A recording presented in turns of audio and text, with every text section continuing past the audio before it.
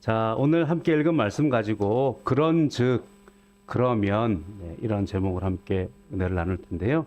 말씀을 잘 들어보시고 그런즉 뒤에 땡땡땡에는 뭐가 들어가는 게 맞는가?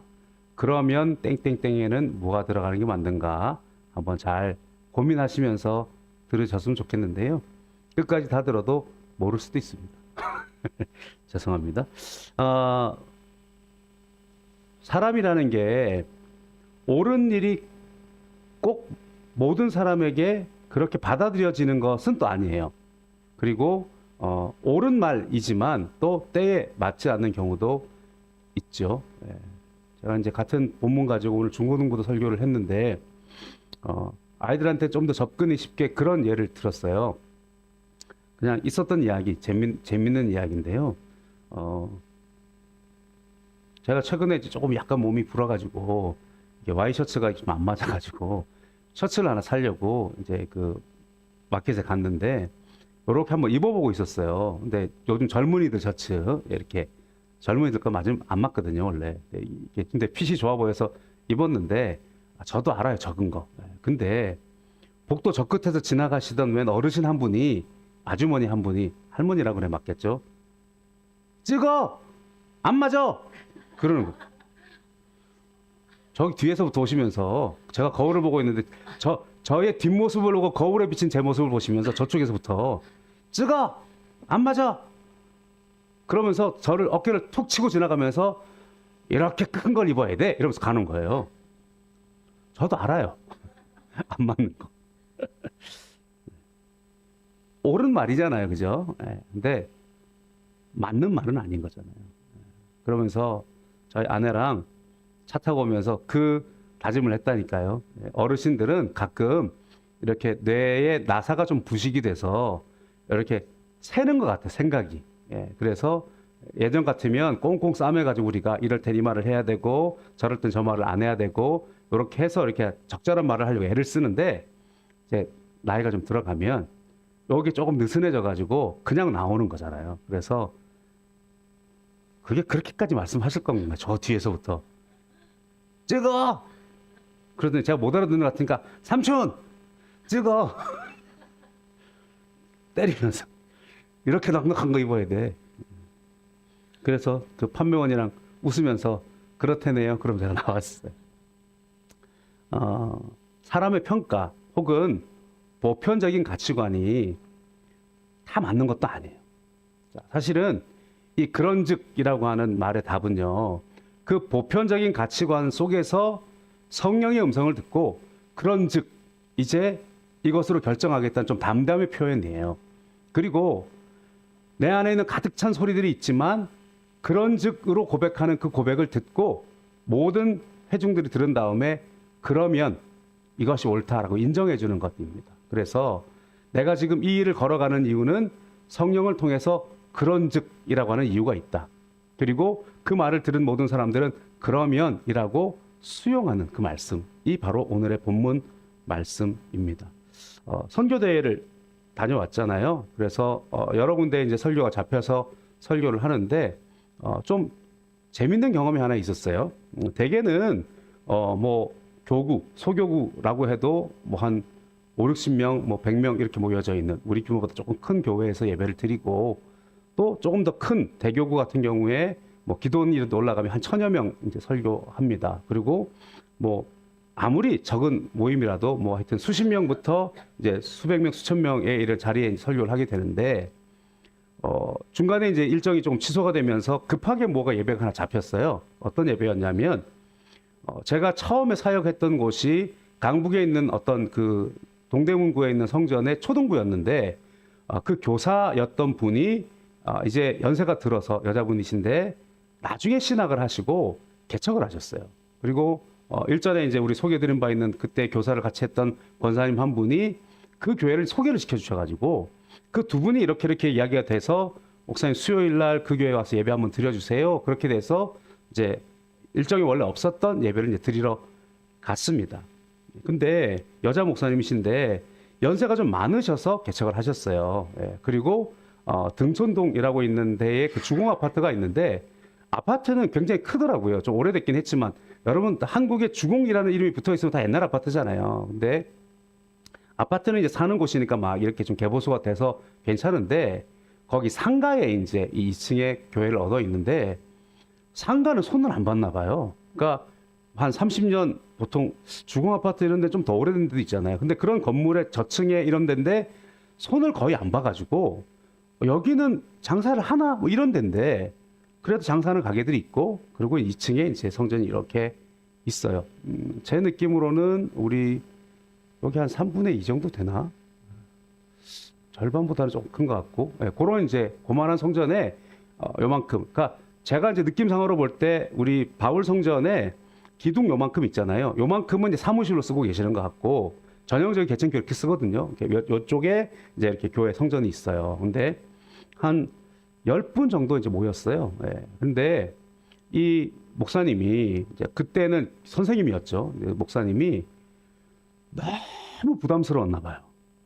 너무 부담스러워서 제가 이제 차를 주차하고 이제 이분이 이제 막 수박 들고 올라가는 걸 봤거든요. 근데 표정이 별로 안 좋아요. 한숨을 퍽퍽 쉬면서 혹시 보시면 안 되는데 이러면서 올라갔어요. 왜 그러시나 뭐 그렇게 봤는데 뭐 이렇게 과일을 깎아 드시고는 본인은 드시지도 않아요. 입맛이 써서 못 먹겠대요. 왜 그러시지? 이렇게 사람을 불러놓고 왜 그러나? 근데 제가 싫어서 그런 게 아니고 느껴져요. 딱 너무 부담스러운 거예요. 지금 이분 입장이. 그래가지고 예배를 준비하는데 또 하필 제 남편분이 장로님이셔서 이제 많이 도와주시는데 남편분을 그 대표 기도를 맡겨놨더니 이제 오랜만에 이제 정장을 하고 오셔야 된다고 와이셔츠를 찾는데 1시간을 못 찾았대요. 그래가지고 막 하다가 막 아시죠 여러분? 그 막 시간은 다가오는데 귀한 손님은 모셔놓고 뭔가 준비는 안 되고 찾는데 안 찾아지고 막 이래가지고 이제 진이 빠지고 이제 입은 마르고 이렇게 오신 거예요. 그래서 이제 식사를 하는데도 식사를 잘 안 하세요. 막 음식 맛이 없대. 그래서 야 정말 부담스러우신가 보다. 그러면서 계속 하시는 말씀이 뭐냐면 아유 목사님 제가 이렇게 있어요. 뭐 우리 교회는요 뭐 A급 B급밖에 없어요. 그러니까 그게 무슨 말인가 1, 2급밖에 없어요. 그게 무슨 말인가 했더니 그 생활보호 대상자 1, 2급 있잖아요. 그런 걸 예둘러서 이야기하시는가 봐요. 그래서 그 건강하신 분이 없다는 거예요. 그도 그런 것이 식사를 하고 이렇게 돌아오는데 맨 할머니가 막 지나가는 거예요. 그래서 이 목사님이 진짜 어디 가셔? 그랬더니 파출소 가려고 이러면서 이제 막 가셔요. 그래서 또 왜? 그러니까 아니 그 뭐 아무개 집이랑 아무개 집이 뭐 이렇게 술을 마시고 시끄럽고 저거 해가지고 뭐 해가지고 그냥 뭐 했는데 그게 신고가 안 된다네? 또 뭐 이러면서 막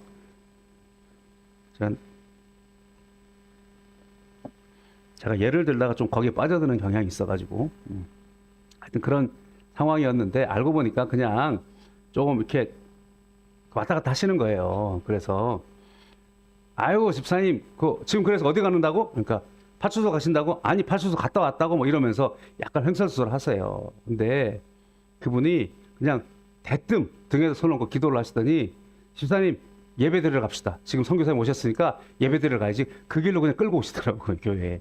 그리고 앉혀가지고 예배를 드리는데 설교 시간 아멘 제일 크게 하시고 그 집사님이 그런 상황이었어요. 실은 저도 개척교회를 한 7, 8년 섬겨봤고 그리고 뭐 해외에다 이제 목회를 하다 보니까 이런 일들 저런 일들 다 알잖아요. 그래서 그런 거 전혀 부담스럽지 않으셔도 되는데 지금 이제 아까 말씀드렸던 옳다, 선입관, 우리들의 가치관 이런 것들 때문에 이제 막 눌려 계신 것 같더라고요. 보니까 눌려 계셔가지고 막 그래도 어쨌든 옛날에 이 담당 교육자였고 또 뭐 이렇게 오시면 이런저런 이제 큰 자리에서 예배를 드릴 텐데 막 이런 것들 때문에 부담스러웠던 것 같아요. 더군다나 이제 그런 할머니들이 이제 대부분이시니까. 근데 저는 그거 보면서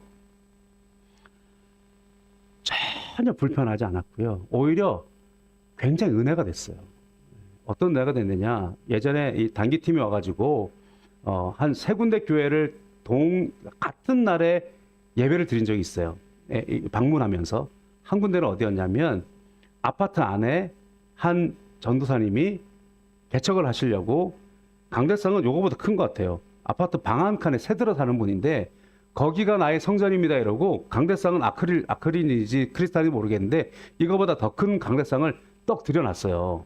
그리고 교회래요. 그러면서 개척 준비하고 계시는 분 집에 가서 같이 기도하고 예배드렸던, 그리고 그분이 또 같이 인도에서 데리고 갔던 그 이 예배 장소는 뭔가 이렇게 이 재건축될 그런 장소인지 골목골목을 막 이렇게 비집고 들어가서 이렇게 들어갔더니 장소는 좀 넓은데 그냥 굉장히 허름한, 이렇게 그런 지역에 이렇게 있는데 찬송을 하는데 선창자가 있더만요. 악기가 없어서 음을 잡아주는 사람이 있어요. 중간에 제일 앞자리에 서가지고 무슨 찬송이 나오면 인도자도 또 틀리니까 큰 소리로 불러요. 이 사람하고 틀리게 부르면 틀린 거야. 그래서 인도자가 막 부르잖아요. 그럼 여기서 박자 틀리면 다시 막 불러요. 그리고 틀리면 다시 막 불러고, 그런 곳에서 예배를 드린 적도 있었어요.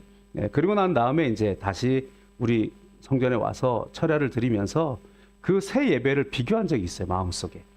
그래서 제가 가끔 여러분들한테 그런 질문도 드려봤거든요.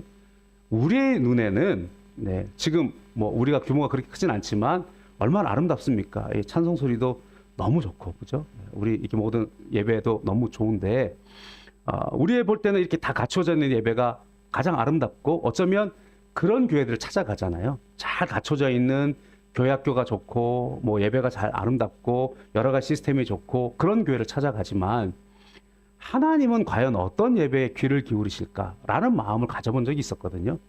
그래서 제가 질문을 드렸더니 또 우리는요, 답을 또 너무 빨리 생각해가지고 1번 이렇게 하신 분 많아요. 하나님은요, 영과 진리로 예배하는 것을 찾으십니다. 그러니까 혼자서 예배한다고 해서 꼭 그곳을 찾으시는 것은 아니겠죠. 그리고 연약한 자들이 모인다고 해서 꼭 그곳을 찾으시는 건 아닐 거예요. 누구든지 영과 진리로 하나님 앞에 영 안에서 진리 안에서 예배드리는 곳을 찾으십니다. 그러니까 하나님 보시기에는 화려한 음악이 중요한 건 아니라는 거죠. 우리가 힘을 다하여 그것들을 준비해서 우리는 최선을 다하는 거예요. 우리에게 주신 달란트가 있기 때문에 나는 그것에 최선을 다하지 않으면 그거는 모자라는 거죠. 왜냐하면 할 수 있는 것을 하지 않는 것은. 그러니까 우리는 힘을 다해서 해야 돼요. 그래서 아름답게 주님 앞에 준비해서 우리가 선율도 마치고 화음도 마치고 연습해서 해야 됩니다. 그래야 우리가 영과 진리로 하는 거잖아요.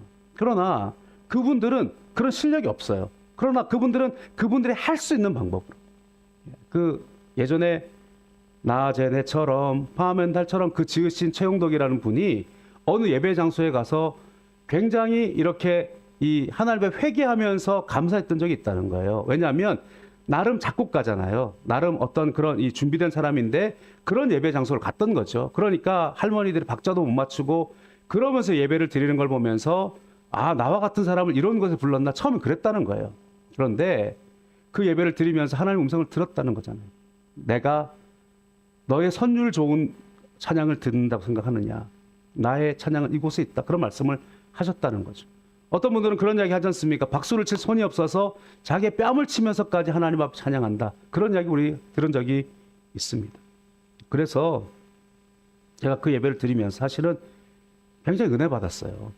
우리들이 조금 더 젊거나 조금 더 학식이 있거나 조금 더 여러 가지 갖춰 있는 곳에는 더 아름다운 것들을 우리가 드리기 위해서 애를 쓰지만 그 자리에서 그 연약한 사람, 또 불편하신 분들 그 한 영혼을 버시면서 그 할머니 좀 어떻게 보면 정신도 왔다 갔다 하시는데 그 할머니를 나무라지도 않으시고 그저 이렇게 어깨동무 하시면서 오셔서 집사님 어디 가시 은혜 받아야지 그러면서 통일하게 대우하시면서 그 영혼을 돌보고 계시는, 그러면서 저는 이러고 살아요.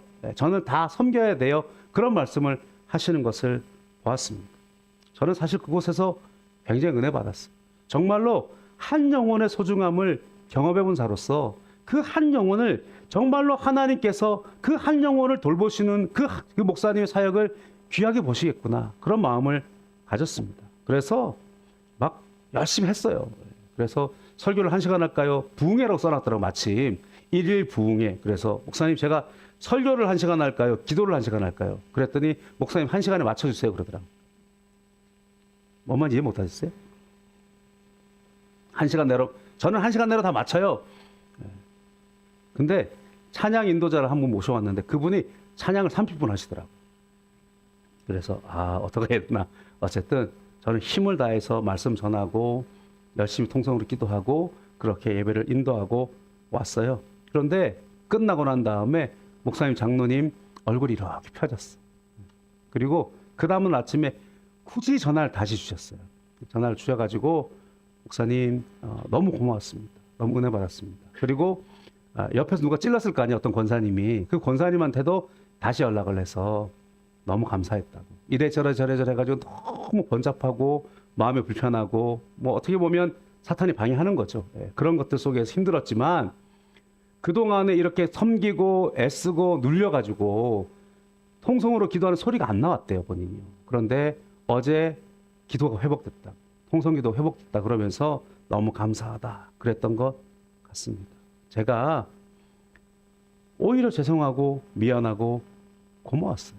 그런데 우리들도 이해가 가잖아요. 또 그분의 마음은 또 얼마나 막 이렇게 마음 졸이고 불편하고 미안하고 막 이랬을까요? 근데 우리는 사실 제가 더 미안하고 또 제가 더 잘 섬겨야 되는 걸 했던 마음이 있습니다.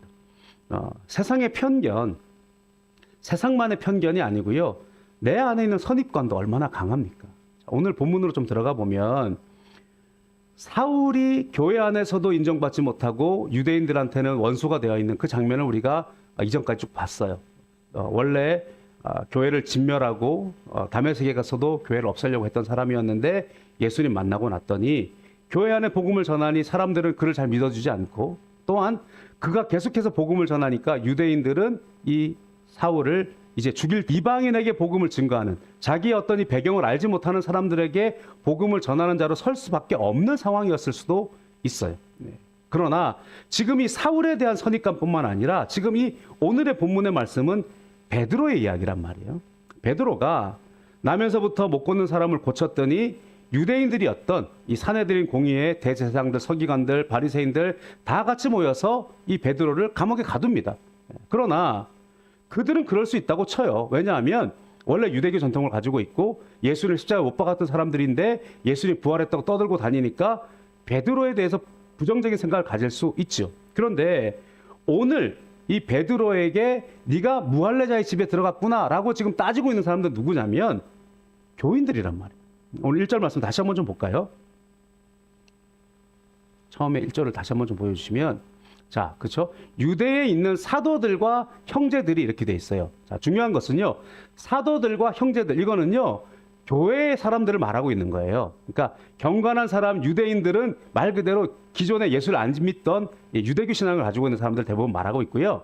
사도들, 형제들, 제자들이라고 표현하는 것이 사도행전에서는 믿음의 사람들을 이야기합니다. 그러니까 유대에 있는 사도들과 형제들이 자 그냥 형제들도 아니라 사도들조차도 이방인들도 하나님 말씀을 받았다 함을 들었다.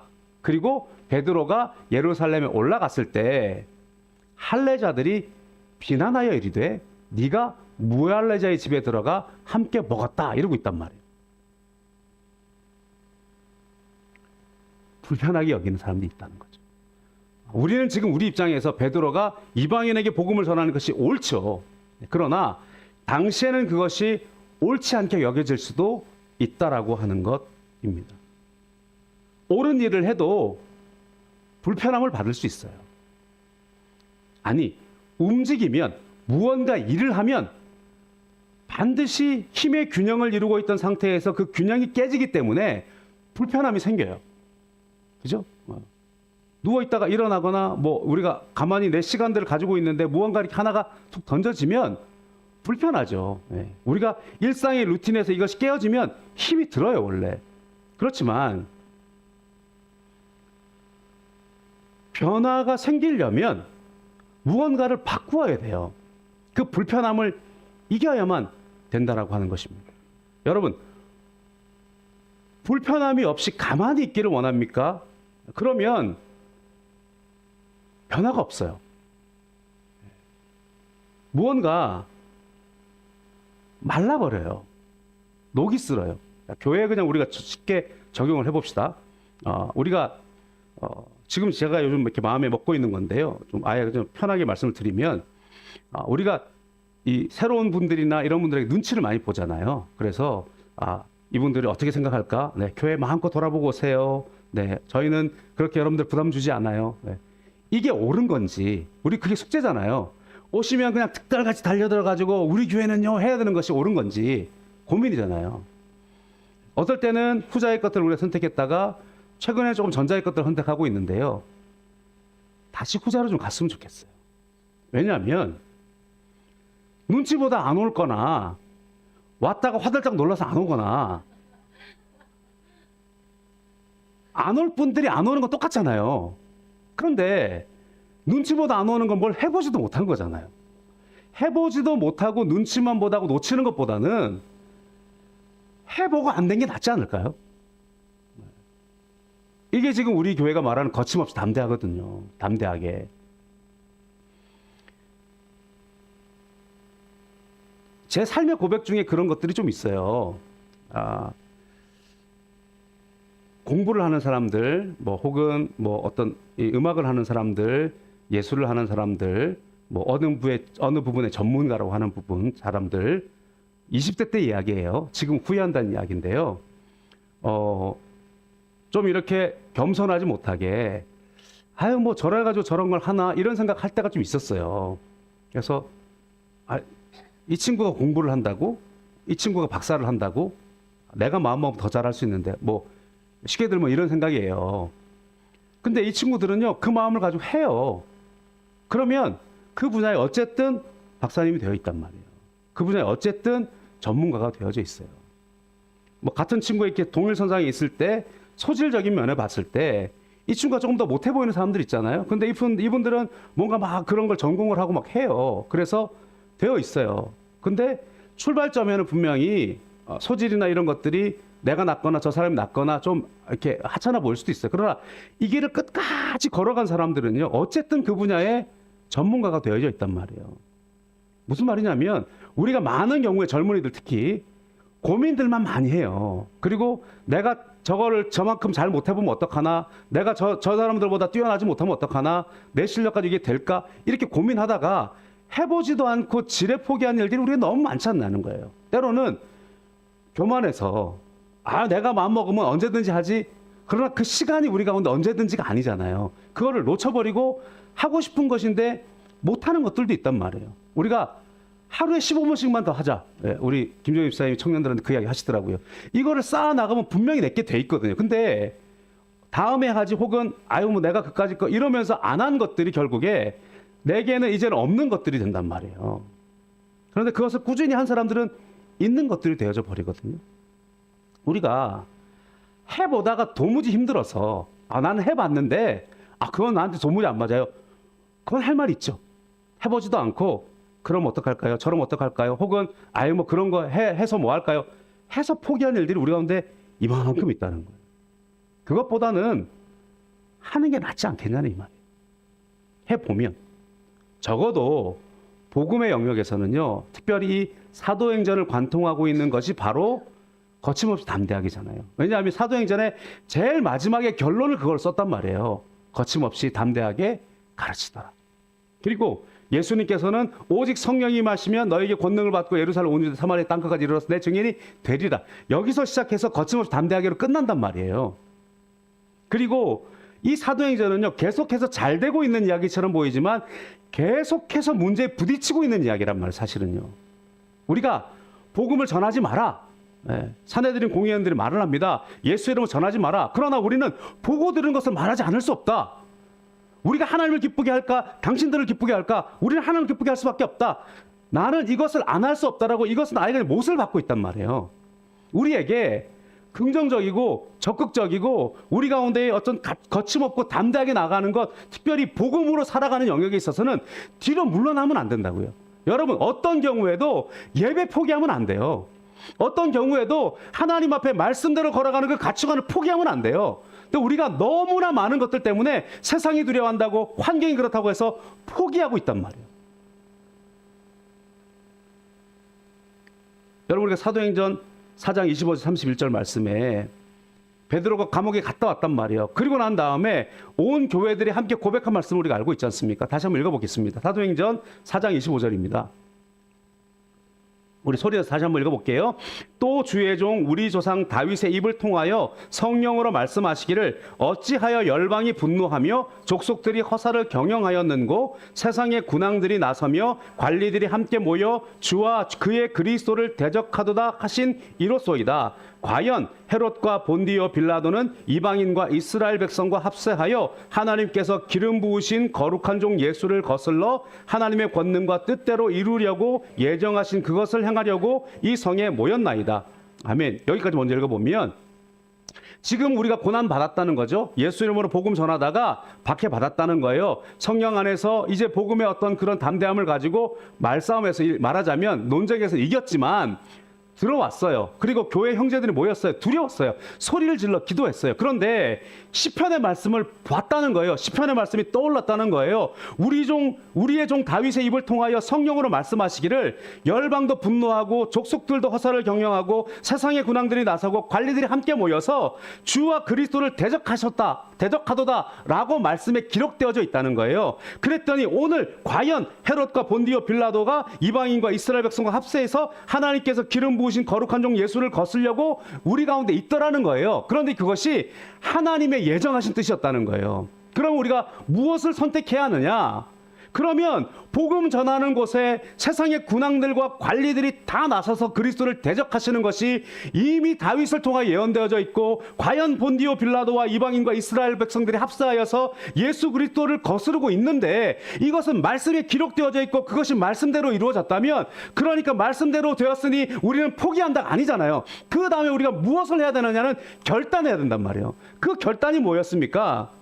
29절의 말씀 다시 한번 읽어볼게요. 주여 이제도 그들의 위협함을 굽어보시옵고 또 종들로 하여금 담대히 하나님의 말씀을 전하게 하여 주시오며 손을 내밀어 병을 낫게 하시옵고 표적과 기사가 거룩한 종 예수의 이름으로 이루어지게 하옵소서 하더라. 빌기를 다음에 모인 곳이 진동하더니 무리가 다 성령이 충만하여 담대히 하나님의 말씀을 전하니라.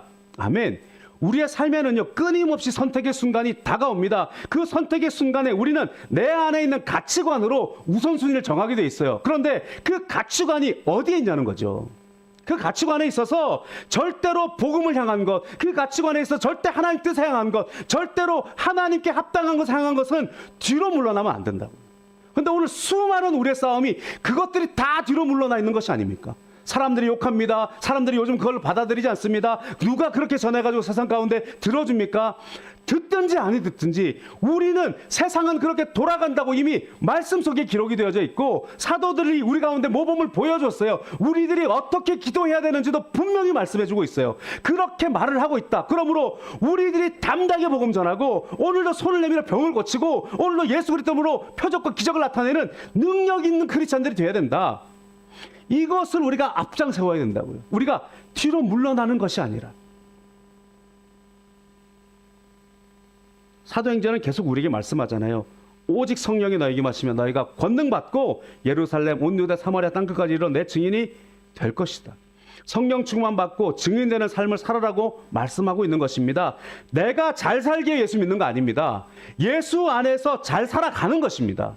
우리가 우선순위를 뒤바꾸면 안 돼요. 내가 잘 살기 위해서 예수 믿는 것은 아니에요. 내가 예수를 믿기 때문에 예수 안에서 잘 살게 되는 것이고 예수 안에서 정말 잘 살아내는 것입니다. 이것을 우리가 이루어가야 할 줄로 믿습니다. 말씀을 조금 더 자세히 살펴보면요, 비난하는 사람들이 있었다고 말씀드렸어요. 그 비난하는 사람들이 교회의 형제들이에요. 다시 한번 1절부터 3절 읽어봅니다. 유대에 있는 사도들과 형제들이 이방인들도 하나님의 말씀을 받았다함을 들었더니 베드로가 예루살렘에 올라갔을 때에 할례자들이 비난하여 이르되 내가 무할례자의 집에 들어가 함께 먹었다 하니. 여러분, 유대인들의 율법은요 대단한 거예요. 유대인들의 율법은요 목숨으로 지켜왔던 거예요. 그때에는 그게 맞아요. 그랬어야만 합니다. 여러분, 율법적인 삶과 규범적인 삶은 영향력이 있어요.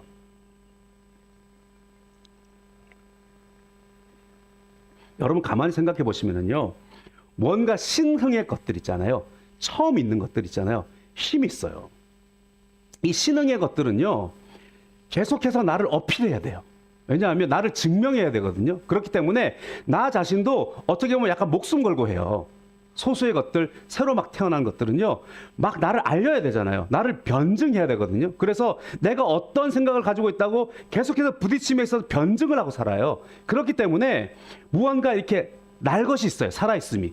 그래서 막 영향력을 미친단 말이에요. 왜냐하면 그게 없으면 아예 불이 꺼져버리니까. 그래서 신흥의 무언가, 새롭게 무언가 진행되는 것은요, 그것이 막 선포가 되어지고 자극이 엄청나게 주어져요. 그래서 그 자극을 받은 사람들이 질문할 때에 이것이 옳다고 막 강조해야 돼요. 당시 유대교에서 기독교는요, 그런 거예요. 그러니까 교회 안에서도 이거 계속해서 찔리는 거예요. 우리가 이제껏 가져왔던 것들과 너무나 다른 것들을 이야기하니까. 그런데도 불구하고 그것들이 옳다고 막 주장하고 있으니까 지켜보게 된단 말이에요. 그래서 싸워서 이기게 되는 것이거든요. 그 부딪힘이 가장 큰 저항력을 가진 것이 이방인들과 하나가 되는 거예요. 기독교 복음이 들어왔지만 이 수천 년 동안 이어져 왔던 이방인들과의 그 관계 문제가 쉽게 받아들여지지 않는 거예요. 그럼에도 불구하고 지금 그 놀라운 그 선입관의 벽을 깨트린 사건이 나타났으니 이런 충격이 오는 것은 어찌 보면 당연한 일입니다.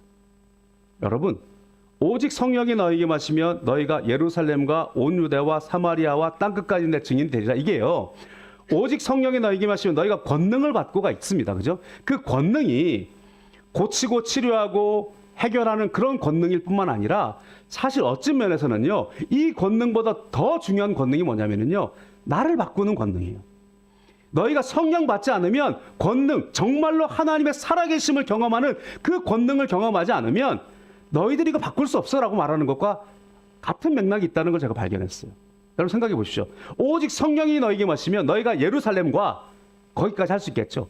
온 유대와 사마리아와 땅끝까지는 내 증인 될 것이다. 사마리아와 땅끝까지 증인 되려면 이거 깨트려야 되거든요. 이거 깨트리려면 오직 성령이 아니면 깨트릴 수가 없어요. 우리가 가지고 있는 율법으로, 우리가 가지고 있는 공부로, 우리가 가지고 있는 어떤 노력으로 안 된단 말이에요. 오직 성령이 너희에게 마시면 너희가 정말로 살아계신 하나님의 권능을 경험하고 그 권능을 경험하는 사람은 나를 변화시킬 수 있다는 거예요. 그래야 예루살렘도 온 유대도 사마리아도 땅끝까지 나갈 수 있다는 거예요. 그들은 이 말을 몰랐죠. 그런데 이 권능과 함께 땅끝까지 증거되기 위해서는요, 나를 변화시키는 과정이 반드시 필요했던 거예요. 그래서 권능 받아야 내가 변할 수 있는 거예요. 살아계신 하나님을 정말로 철저하게 살아계셔서 시퍼렇게 살아계신 하나님을 경험하지 않으면 우리 스스로를 깨트리지 못한단 말이에요. 그런데 하나님이 살아계셔서 성령을 통해서 새 방언을 말하고 성령을 통해서 예언을 하고 성령을 통해서 역사가 나타나고 정말로 하나님께 시퍼렇게 살아계신 것이 보여지니까 하나님 말씀대로 걸어가지 않으면 안 된다는 것을 고백할 수밖에 없는 거죠. 오늘 내 안에 성령이 임해야 됩니다. 내 안에 수많이 나를 둘러싸있는 어쩌면 그 선입관이라고 하는 것, 그 틀이라고 하는 것은 중요해요. 그래야 내가 만들어질 수 있으니까. 그러나 거푸집은 깨트려야 본질의 것들이 나올 수 있잖아요. 오늘 우리 가운데 나를 둘러싼 모든 것들이 그런즉이라고 하는 성령 역사가 나타날 때는 깨트릴 수 있는 우리들이 돼야 합니다. 베드로가, 우리 베드로의 MBTI도 우리가 살펴봤잖아요. 그때 뭐라고 했냐면 ADHD, 저는 이게 이렇게 안 외워지는지 몰라요. ADHD와 베드로의 성격이었던 ENFP랑 이게 접점이 있다, 그 이야기를 했어요. 혹시 ENFP가 있으신 분들 있을 수도 있지만 그런 뜻이 아닌 걸 이해하시기 바랍니다. 무슨 말이냐면 그 말은 지금 ADHD의 협회장이 하는 이야기란 말이에요. 그 말은 뭐냐, 이것들이 성격일 수도 있다는 거예요. 다 질병으로 보지 말라는 거예요. 성격적인 면도 있다. 그러나 이 성격적인 면들을 잘 개발하고 다스리면 그런 것들도 집중력을 가질 수 있다라고 이야기하고 있는 겁니다. 베드로가 우리가 옛날 표현 사상 체질처럼 이렇게 이 말할 때 이 다혈질이잖아요. 그죠? ENFP 무언가 이렇게 좀 좌충우돌하는 사람이잖아요. 그러나 오늘 이 답을 하는 것을 보십시오. 이 사람은요, 완전히 변화된 사람으로 나타납니다. 베드로의 답이 그렇잖아요. 베드로가 그들에게 이 일을 차례로 설명하여 이르되 내가 욥바시에서 기도할 때에 황홀한 중에 환상을 보니 큰 보자기 같은 그릇이 내 귀에 매여 하늘로부터 내려 내 앞에까지 드리워지거늘. 우리가 지난주까지 살펴봤던 그 스토리가 임하는 겁니다. 그래서 하나님께 정하다는 것을 부정하자 하지 마라. 왜 하나님께 정하다 하셨는데 이제 예수 그리스도의 보혈로 단번에 한 영원한 완전한 제사를 모든 민족에게, 모든 사람들에게 내려주셨거든요. 이제는요, 우리 모두는 우리의 행위로나 어떤 어떤 제사로 깨끗하게 되는 것이 아니라 예수님이 깨끗하게 하신 그 보혈을 덧입어서 나아가는 것입니다. 그렇기 때문에 모든 민족을 주님께서 이제는 깨끗하다고 말씀해 주신 거예요. 그 말씀을 다시 전하면 너무 시간이 많이 가니까. 뿐만 아니라 그 경위를 자세하게 설명할 뿐만 아니라 내가 말을 시작할 때에 성령이 그들에게 임하시기를 처음 우리에게 하신 것 같이 하는지라 내가 주의 말씀에 요한은 물로 세례를 베풀었으나 너희는 성령으로 세례를 받으리라 하신 것이 생각났노라. 그런즉 하나님이 우리가 주 예수 그리스도를 믿을 때에 주신 것과 같은 선물을 그들에게도 주셨으니 내가 누구이기에 하나님을 능히 맡겠느냐 하더라. 여러분, 베드로는 원래요, 내가 누구이기에 예수님한테도 안 된다 했던 사람이에요. 얼마나 예수님 앞에 안 된다 말을 잘합니까? 발을 닦겠다니까 안 됩니다 그러잖아요. 여러분, 예수님이 하나님이신데 내가 누구이기에 예수님 앞에 안 됩니다 말을 합니다. 예수님께 십자가에 죽으시고 부활하시는 그 놀라운 인류의 이 역사상의 가장 큰 단 한 번의 구원의 사건을 이루기 위해서 그저 그 말씀을 하고 계시는데 안 됩니다 그러잖아요. 내가 뭐기 하나님 앞에 안 됩니다. 여러분, 우리는 얼마나 그렇게 많이 합니까? 담대해야 될 때 담대하지 않고 담대하지 않아야 할 때 담대할 때가 우리가 얼마나 많습니까? 주께서 말씀하시는데, 주께서 쓰시겠다 하시는데, 주께서 그렇게 하시겠다 하시는데 안 됩니다 말할 때. 이제 베드로는 성령 안에서 주님을 만났어요. 그래서 성령께서 역사하시는 걸 내가 봤다. 말씀을 전하는데 성령이 임해버렸다. 그리고 말씀이 기억이 났다. 요한은 물로 세례를 베풀었지만 너희는 몇 날이 못되어 성령으로 세례를 받을 것을 말씀하신 예수님 말씀이 기억났다. 하나님이 우리 주 예수 그리스도를 믿을 때에 우리가 받은 것과 똑같은 것을 저들에게 주셨는데 내가 누구이기에 하나님을 맡겠느냐. 그런즉, 그렇죠? 여러분, 오늘도 수많은 우리 가운데 주님 앞에 안 됩니다, 보낼 만한 사람을 보내소서 얼마나 많습니까? 그러나 그럴 수 있어요. 하나님 앞에. 그죠? 따질 수도 있고 싸울 수도 있고 나갈 수도 있죠. 어떤 분은 날마다 기도하니까 목회자가 되라 그래서 새벽 기도를 안 나갔대잖아요. 어떤 분들은 철야를 가니까 자꾸 성령이 임하려고 그래가지고 무서워서 철야를 안 나갔대잖아요. 그래서 해야 되겠냐는 거예요. 오늘 우리 가운데 주님이 말씀하시면 그런즉 주님 앞에 순복할 수 있는, 밤이 맞도록 수고하였지만 얻은 것이 없지만 주의 말씀에 의지하여서 그런즉 그물을 내리겠습니다 할 수 있는 우리들이 되었으면 좋겠습니다. 주님이 행하시는 일을 그냥 다 부정적으로만 보고 있는 경우는 없습니까? 예화가 있는데 길게 설명할 수는 없고요. 시간이 좀 갔으니까. 빅터 세레브리아코프라고 하는 사람이 있습니다. 빅터 세레브리아코프. 1912년에 태어난 빈민가의 영국 사람인데요. 말투가 어눌했어요. 학교 수업에 따라가지 못합니다. 친구들에게 바보라고 놀림받았습니다. 학교에서도 공부에도 소용이 없다. 네가 할 수 있는 것은 노동밖에 없다. 그래서 15살에 학교를 자퇴했습니다. 그리고 전전에서 겨우 생계를 이어갑니다. 전쟁이 벌어졌습니다. 군인이 됐습니다. 군대에는 기본적으로 사람의 검사를 합니다. IQ 검사를 했습니다. 당시 육군에서 한 검사 결과 중에 IQ가 최고라고 나왔습니다. 우리는 우리의 보편적인 수준과 조금만 다르면 그것보다 상위에 있어서 우리가 따라가지 못해도 다 바보라고 여깁니다. 그죠? 우리가 성취할 수 있는 그 범위가 있다 그러잖아요. 그죠? 너무 낮은 것도 너무 높은 것도. 들으면 우리는 못 살아나니까 못 듣게 되어 있는 거거든요. 근데 그거를 조금만 넘어서면, 우리가 가지고 있는 이 범위를 넘어서면 우리는 다 비정상이라고 이야기를 합니다. 물론 비정상적일 수도 있겠죠. 그런데 이 사람이 IQ가 높다는 걸 깨닫고 난 다음부터 인생이 바뀌어요. 그리고 그 군대에서 그 사람을 대하는 대우도 달라집니다. 그 IQ 점수 결과 하나 때문에 신병 교육을 담당하도록 맡기고요. 그리고 육군 장교 자리도 그렇게 제안을 받게 됩니다. 결국에는 장교 자리 제안을 거절하고 목재회사, 원래 꿈꿨던 목재회사 취업했는데 그냥 목재 노동을 한 것이 아니고요. 목재 등급을 자동으로 측정하는 기계를 발명합니다. 그래서 영국 목재 표준위원회 회장이 됩니다. 뿐만 아니라 1949년 아내의 권유로 맨사에 가입했고 거기서도 뛰어난 리더십을 발휘해서 1977년에 맨사에서 만든 퍼즐이 게재가 되면서 회원이 늘어나고 100여 개국 11만 명 회원을 가지고 있는데, 이제 중구난방 되니까 그것을 정확하게 가입할 수 있는 어떤 그런 제도를 만들어 가지고 그렇게 바꾸는 그런 사람이 됐어요. 평생을 직접 장애인이라고 생각했으면 목재소에 그냥 공원으로 일했을 겁니다. 그러나 그의 IQ를 아는 순간에 그것이 잘못된 것이 아니라는 걸 깨닫게 되면서 달려나갈 수 있는 그런 사람이 되었다는 거죠. 여러분, 이런 이야기 굉장히 많잖아요. 아주 비근한 예로 들 수 있는 게 미운 오리 새끼 아닙니까? 백조였는데 남들과 다르다고 해서 제핏을 가지고 있는 미운 오리라고 따돌림 받았던 사람이지만, 그러나 화려하게 자신의 정체성을 깨달은 다음에 날아오를 수 있었던 것처럼, 여러분, 우리의 신분은요, 하나님의 택하신 족속입니다. 왕 같은 제사장들입니다. 거룩한 나라입니다. 소유된 백성입니다. 말씀을 너무 많이 들어서 실감이 좀 안 나잖아요. 그런데요, 제가 어제 이 말씀을 다시 묵상하면서요, 왕 같은 제사장, 거룩한 백성, 그의 나라. 이게요, 가만히 생각해 보니까요, 너무 크게 다가오는 거예요. 엉뚱한 이야기입니다만은 제가 창가에 잘 안 앉거든요. 비행기에 좀 이렇게 여러 가지 소회를 그냥 말씀드려서 그냥 세 번째 대지를 좀 짧게 하고 끝나리.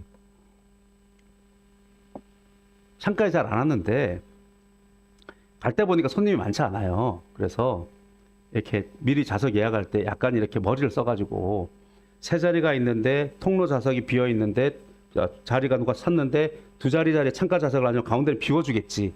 그렇게 예상을 하고 창가 자리를 선택을 해봤어요. 오랜만에 예상한 대로 가운데 자리가 비어서 왔어요. 창가 자리에 앉으니까 창밖을 봤어요. 왜 그렇게 됐냐면, 가면서 오랜만에 제가 창밖을 봤거든요.